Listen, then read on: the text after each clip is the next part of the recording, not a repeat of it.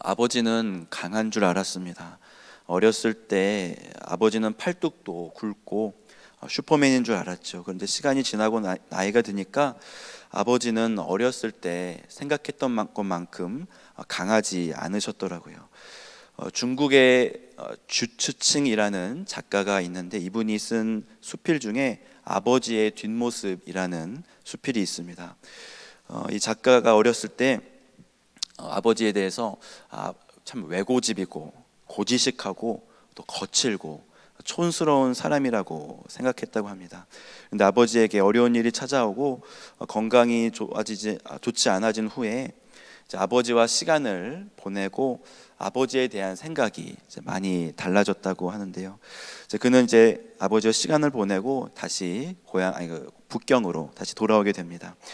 기차에 타기 전에 아버지는 사람 없을 때 빨리 기차에 타라고, 널널할 때 빨리 타라고 아들을 먼저 가라고 했지만 그것은 아버지의 본심이 아니었습니다. 글쓴이는 아버지가 시야에서 완전히 사라지고 나서야 기차에 올라탑니다. 수필은 이제 다음과 같이 끝이 나는데요. 이제 북경에 돌아와서 아버지가 보내준 편지를 한 통을 받습니다. 내 몸은 그런대로 괜찮다. 단지 어깨가 자꾸 결리면서 통증이 점점 심해지는구나. 젓가락을 들거나 붓을 주기가 여간 불편한 게 아니다. 아마 갈 날도 멀지 않은 모양이다. 여기까지 읽어 내려간 나는 편지를 잠시 접어두었다. 눈가에 맺힌 눈물방울 사이로 아버지의 모습이 어른거렸다. 검은색 마고자에 남색 두루마기를 입으신 아버지의 뒷모습이었다.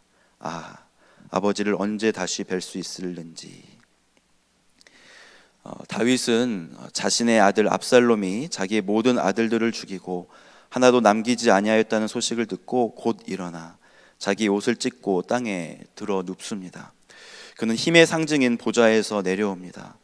누가 그를 떠밀어서 내려온 것이 아니라 자기 스스로 내려왔습니다. 그리고 가장 낮은 자리인 땅으로 내려와 들어 눕습니다. 아버지로서 아들의 죽음의 소식은 절망의 자리요, 낙심의 자리요, 극심한 슬픔의 자리인 것이죠. 아버지와 아들은 겉으로는 대면하지만 서로를 위해 목숨을 내놓을 수 있는 가장 충직한 사이가 아버지와 아들의 관계입니다.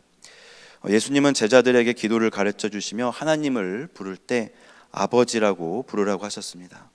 하나님은 이스라엘 백성들을 성경 여러 군데에서 내 아들이라 말씀하셨습니다.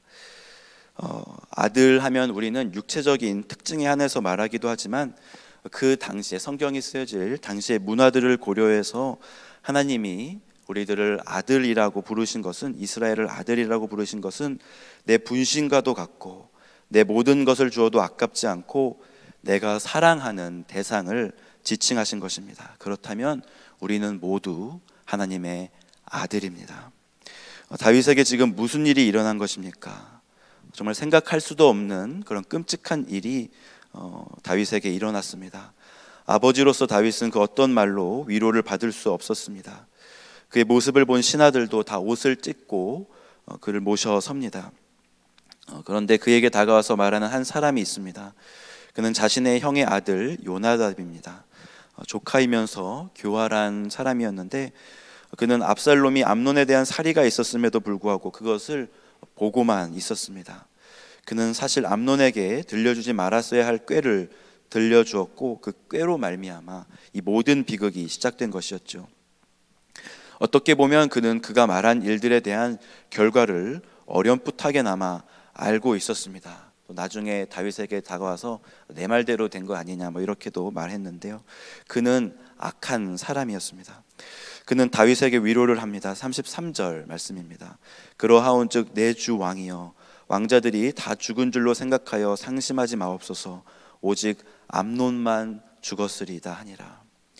아들을 잃은 아버지에게 이것이 결코 위로가 될 수 없습니다. 그런데 상심하지 말라고 말합니다. 만약 이 말이, 요나답의 이 말이 아들을 사랑하는 아버지에게, 그리고 아들을 잃은 아버지에게 위로가 될 수 있다면 우리는 웨일즈 땅으로 선교 갈 이유가 없는 것이죠. 산토 도밍고 땅에 돈 내고 시간 바쳐서 나아갈 필요도 없습니다. 예수님은 99마리의 양을 두고 한 마리의 잃어버린 양을 찾아 나선 목자의 이야기를 들려주셨습니다. 그 이야기에 나오는 목자는 예수님이기도 하지만 하나님 아버지이기도 하시죠. 아들을 잃어버린 아버지는 아들을 찾아 나설 것입니다. 자기 친아들이라면 무조건 찾을 수밖에 없습니다. 아들을 찾는 이유는 단 하나, 내 아들이고 내가 사랑하기 때문입니다. 잃어버린 아들을 생각하면 마음이 아파서 견딜 수가 없는 것이죠. 죄를 지은 아들 압살롬은 이제 도망을 갑니다. 성경은 죄의 결과를 사망이라고 단언합니다. 죄를 지으면 문제가 해결되고 기쁨이 찾아오는 것이 아니라 온 세상이 가시덤불과 같이 나를 찌르는 죽음의 골짜기가 되어버립니다. 압살롬은 자기 형 암논을 죽이고 도망을 갑니다. 그는 공포에 질려서 뒤도 돌아보지 않고 도망을 가는데 그 가는 곳이 자기 외할아버지 그슬왕 달메의 집이었습니다. 그가 그곳에서 무엇을 하면서 지냈는지는 알 수 없으나 그곳은 창살 없는 감옥이 되어 그의 삶을 올가매었을 것입니다. 성경은 그 와중에도 다윗이라는 한 아버지의 모습을 보여줍니다. 그는 왕이고 세상의 모든 권력을 가진 사람입니다. 날마다 즐기고 기뻐해도 모자랄 판인데 성경은 그가 날마다 그의 아들로 말미암아 슬퍼했다고 기록합니다. 다윗이 압살롬이 간 곳을 몰랐을까요? 아들을 잃은 이 아버지, 모든 권력과 정보의 정점에 서 있는 사람인데 당연히 아들이 어디 있는지 알았을 것입니다. 하지만 그는 그를 대놓고 데려오지 못합니다. 왜냐하면 그는 살인자요, 처벌을 받아야 하는 자였기 때문입니다. 그냥 그의 죄를 덮어주는 것은 아무 말 말아라, 내 아들이니까 죄를 덮어주겠다, 이렇게 말하면 그 나라의 정의가 무너지는 것이죠. 하지만 그 죄가 주홍같이 붉을지라도 아버지는 아버지입니다. 죄가 있는 사람, 또 나를 힘들게 한 사람, 우리는 쳐다보기도 싫어하고 또 대화하기도 싫어합니다. 그런데 아버지는 아버지입니다. 오늘 본문 39절을 보면 다윗 왕의 마음이 압살롬을 향하여 간절하다고 말합니다. 다윗은 압살롬을 사랑했습니다. 너무나 사랑했죠. 그가 이 비극의 소식을 듣자마자 옷을 찢고 땅바닥에 엎드렸던 것은 왕자들이 죽음을 당한 이유도 있었겠지만 자신의 아들인 압살롬이 이 악행을 행했다는 것을 들었을 때 그의 마음은 무너져 버린 것입니다.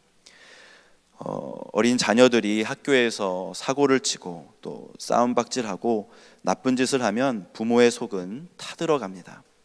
지금 내가 누구 때문에 이렇게 버티면서 살고 있는데 너는 왜 그렇게 말을 안 듣니? 우리가 믿는 하나님은 강하신 분이십니다. 엘샤다이의 하나님이시죠. 그런데 그분은 오늘도 참으십니다. 그는 주님이 십자가에 달려 죽으셨을 때도 참으셨습니다. 주님이 돌아가셨을 때 성소의 휘장만 위에서 아래로 갈라진 것이 아니라 땅이 진동하고 바위가 터졌다고 기록합니다. 바위가 깨진 것이 아니라 터졌지요. 바위는 스스로 터지지 않습니다. 누군가의 아픔이, 참음이, 부들거리는 거룩한 분노가 바위를 터뜨리신 것이죠. 하나님은 오늘도 그분의 아들을 기다리고 있습니다. 구슬로 도망간 아들이 돌아오기를 간절히 기다리시는 것이죠. 그 아버지의 마음을 조금이라도 알 수 있는 이 하루가 되기를 기도합니다. 이 시간 말씀을 놓고 함께 기도하겠습니다.